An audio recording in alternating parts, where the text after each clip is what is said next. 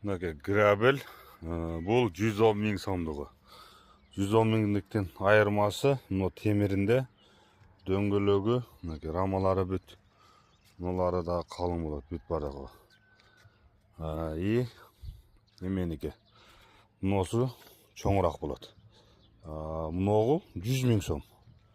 Жанындағылы.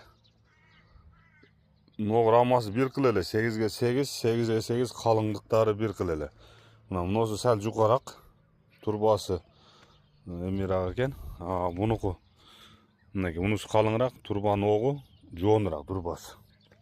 Бұнықы кішінен ичкерақ оғы. Мынасы бірдей пружинасы. Зымдын мынагыл жерінен разница бар. Мынасы жұқарақ. Мынасы кішіне жұқадағы эмирақ. Бұнықы 8дік, тигиники 10дық. Шудан разница екен. Мынагы рамасы. Шул рамасы шундай ол жасалған.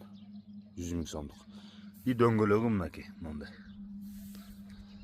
Бунусу 100 миң сом, бунусу 110 миң сом айырмасы.